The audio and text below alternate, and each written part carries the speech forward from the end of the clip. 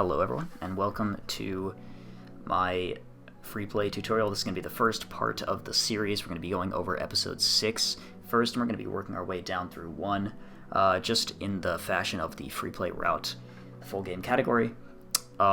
First thing, I do want to preface this by saying you should definitely watch Tfresh's Freeplay tutorial before watching this one. It'll provide you with a lot of insight and general knowledge on how to do universal tech and helps with movement, things like that, and understanding how to actually play the category before you get into individual levels. I'm also going to have another video at the end for miscellaneous things like character management and what characters to use where and certain types of tech, maybe unused strats, extras, all that types of stuff. And we'll get into that obviously at the end. For now, I'm just going to go through each individual level here in episode 6 in the way that we would do them in the route. Now there are 2 routes. Some of you may be familiar with the pod race route, but I'm not going to be going over that. That's just because it's very, very widely unused. World Record doesn't use it. None of the top runs use it. So we're just going to be going with the Jedi Destiny first route. And now the reason this level is first is because it can go pretty badly if you manage to mess up. Now I'm going to be going over this tutorial with the assumption that you have some knowledge of any percent, at least a little bit, but if you don't, it won't be too difficult to follow along. Now the difference between Jedi Destiny and Freeplay and Story is that you can actually push the Emperor with Grievous in Freeplay. In addition to that, you have invincibility on for the rest of the run, so you're not going to be able to do the normal ultra kill. So the first thing you want to do, as you saw, is just position yourself around here on the second step. If you are below the second step, he will de-aggro and not actually follow you. Now, once you're here, you'll be able to jump over him, and he should go a little bit behind you, as I'll show you right here. So if I go here, he'll start hitting me, and then I can go behind him, and I can start pushing him down the stairs. Now, this is something that will take a lot of practice, because as you can see, he gets very stuck sometimes.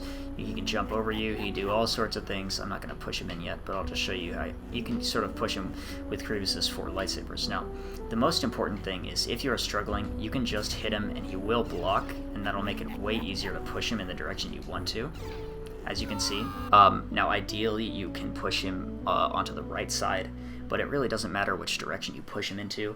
That's going to take a lot of practice and just a lot of time. It's really not a level that can be explained too well, but I'll just go over it once again, step by step.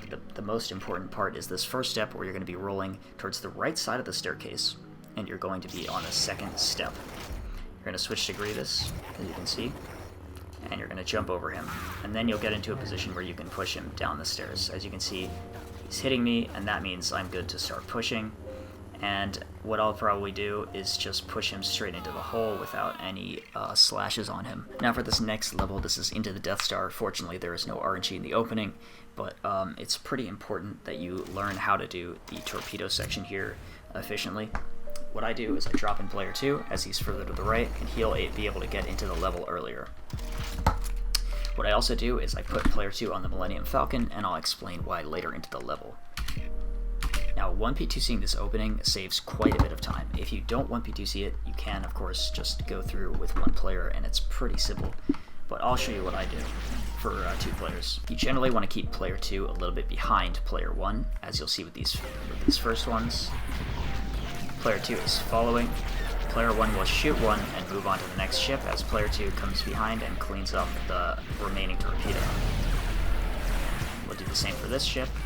And as for this one, you just want to wait until both are targetable and hit both torpedo targets at the same time. Now, if you did this right, you should be able to get a sub-minute opening, provided you played it correctly. You can even get as low as a 50. And that section does take some effort as well. Now for this section, it's just kind of an auto-scroller until you get to the clip here. If you have seen the clip, there's multiple ways to do it. Now the setup I suggest, which is most consistent for me, is to sort of run into this pipe, and it'll bounce you to the right. You want to run into the pipe head on, and it should bounce you to the right, and you're going to switch to the Arc Fighter when you're between these torpedoes. Now for this section, you're going to do something called a Torpedo Slam. This is where you're going to run into the missile target with the pod racer, and you're going to shoot right when you hit it. Messed it up there, so I'll try and show you on this one. There you go. So if you run into it correctly, you'll destroy it immediately. Now the reason I have the Falcon on player 2 is so that I can switch to the Falcon right before I enter this next room. Now the core is exactly the same as any percent, but as you can see, if you get too close, you'll get zapped. And so for those not familiar with the any percent strats, you just need to keep your distance and spam pretty quickly. Now the route that you do these torpedo targets in, or these targets in, doesn't really matter, but it's a pretty simple section that you should be able to pick up just by watching. Now the rest of this level is a bit of an auto-scroller, but there is a method to the madness. You want to stay on the left here. You're going to hit this and bounce to the right. And on this first turn, you're going to stay on the right. On the second turn, you'll stay on the left. You'll hit this and bounce to the right. Hit this and bounce to the left. You'll stay on the left. Hit this and bounce to the right. And you should hit a transition. For this room, you're going to stay entirely on the right. Once you get to the end, there'll be a couple of these you need to shoot, which you can just do by switching to the Arc Fighter. Now, alternatively, from what I'm doing here is I'm just waiting until these barriers come up and I'm shooting them with the Arc Fighter. The rest of the movement, as you can see, is with the Pod Racer, but what you can do is just sort of go through with the Arc Fighter like you would do in any percent and shoot them. It doesn't lose too much time, but it's definitely recommended that you go through with the Pod Racer. So coming up next, Endor. This is a very, very long level. It's our longest level aside from Coruscant, which is of course an auto-scroller. I'm going to be operating under the assumption that you are using Grievous as your player 2. You can use Yoda, but he is slower just from character management. Now, for this first triple jump, I recommend triple jumping from Grievous, and you just want to space it out decently well. But for the second jump, you do need a little bit more distance, and that's where I recommend using your player 3 as your main jumper. For this section, you are able to destroy all these with EBB. But what I do is I will just slam, and that'll destroy everything just fine. This is a pretty simple section here. You're just going to triple jump up to grab this lever. And while you do that, you can drop in player 2, switch them to Droideka, and have them roll down towards the buttons. Now the fastest way to do this is once you push the box, you're going to move down with Droideka, up with player 1, and switch characters. And I'll show you what that does here in a second. That should warp me over to the button section. Now I'll drop out player 2, stand on the button, and be good to go. You don't need to triple jump over this hill, but you do need to triple jump over this fence. Now, you actually can go on the left or the right here to do the 12 button section, but it is faster with Grievous to go on the left. So as you can see, I landed on this gate here. The visual cue I use is I triple jump from right around this soft patch in the ground, and then I'll just do another triple jump back to Grievous onto that gate, and then another one from right where I land over that last gate. This section is relatively simple. Since you have UV, it's basically an auto-scroller, but make sure you shoot this guy in the ATSD if you're worried about getting flattened. Now I'm going to come up onto this ledge for Pulse Skip. You're just going to triple jump up. You can shoot both and build both with Grievous, and you'll just use your player 3 to push the box. What I would recommend is to do the left side first. Usually when I get in here, I spam a few shots just to take out some troopers, and then I'll shoot these guys on the right. I'll use this panel, and during the downtime of the lever coming out, I'll just take out some of the extra guys that are still there.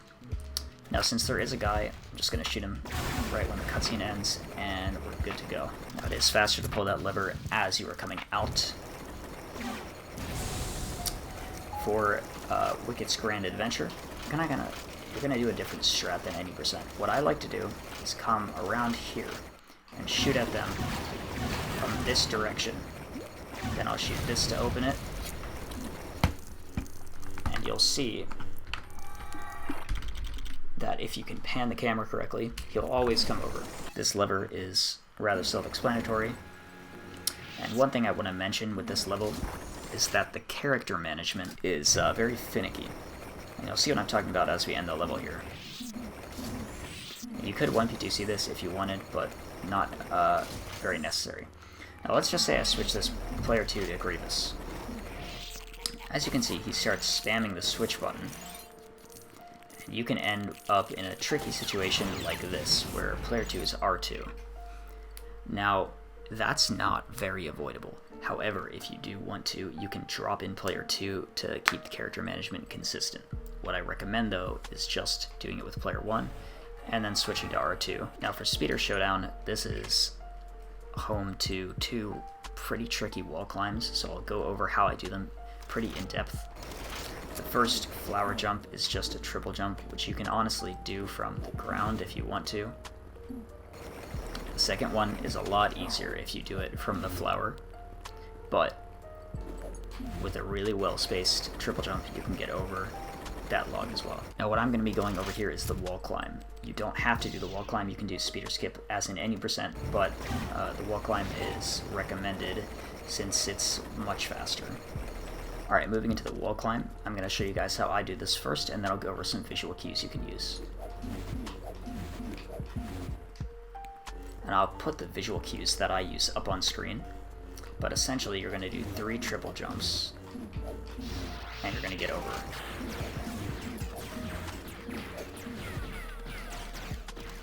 As for this wall climb, this one's a lot easier. All you're going to do is you're going to line yourself up under this pillar here, and you're going to be able to wall climb off of it.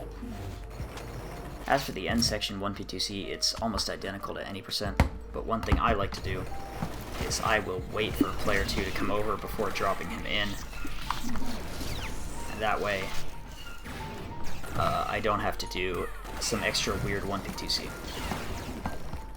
Keep in mind that Grievous cannot get in the speeder. It does not let him get in the speeder. So you're going to have to be someone like Luke to get in. You can also do the cutscene combination, which is what I would recommend. And since you will use Ghost Yoda in the next level, it's also recommended that you end on Droideka Grievous after pulling the levers. So for Carcoon, you're going to want to switch to Ghost Yoda on the character select screen unless you happen to high roll him. And one thing I will mention is that if you high roll Yoda as player 3 in Speeder Showdown, I would turn on Extra Toggle because he makes the wall climb very hard. And with Extra Toggle on, the AT-AT driver will be your player 3. It'll be just like normal. So quickly, just some movement to go over here in Carcoon. Every jump can be made with Yoda. And you'll see that in a second here. And it does save quite a bit of time to triple jumping or boba flying over, but everything can also be boba flown over if you want to. Now you want to boba fly across this gap because it's a bit of a long gap to fly over. This one you can just double jump over if you switch to Droideka. Now quickly, I'll go over Leverless. This is a trick that some of you may have seen, but it's a little tricky, and I don't really recommend it unless you are just going for a Carcoon Gold or you're really good at it. You're going to space your fly, and you're going to land on this little ledge here on this circle. And if you do that, you'll be able to get another jump off. It's a pretty weird line, definitely not one that's self-explanatory, but it's a trick that saves quite a bit of time. Alternatively though, if you don't want to do that, all you have to do is just come down here and pull that lever, and you'll be able to boba fly to that last platform. Now for this, you're just going to triple jump up. I would say triple jumping to Droideka is optimal, but you can really use anyone. And for this clip, it's the first Yoda clip of the run, I believe. You're going to triple jump up onto this platform, and you're going to line yourself up around here so that you're right in this corner, and you're going to triple jump to Droideka into this corner here.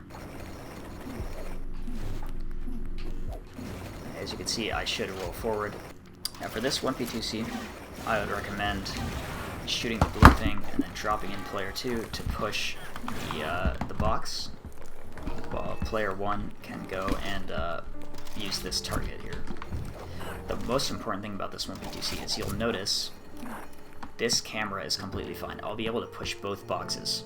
However, if you watch what happens once I push this box over here, I can't stretch the camera far enough if I push it any further up. So as you can see, Yoda is struggling to get over to that side of the box. So you want to try to push this box in on the right here before player 2 pushes their box over as well. Because if the camera is like this instead, it's a lot easier to do the box pushing. Now, these targets can have some weird properties because you're not jumping and shooting, but what I recommend is standing right up against it and doing both Droideka shots. And it should hit the target every time. Now I will go over every strat in Jabba's, and I do have Gonk Droid on my file, which makes a couple things a little different, but I'll explain how and why. So, the first clip you can do is going to be on this rock. It's not an easy clip to do, but if you can do it correctly, you'll be able to clip out of bounds and upwarp past this gate here. You're just going to unlock all 3 gates, and do 2 Droideka shots, and you can move Droideka slightly to aim at the other one. And I think it's really only viable on controller, but it makes it a lot more consistent. Now there's 2 jumps you can do here. You can jump over with Gonk, or you can clip out on the left, or you can use the panel if you really want to. It doesn't really make much of a difference. The fastest way to do this trick is to jump on the torch.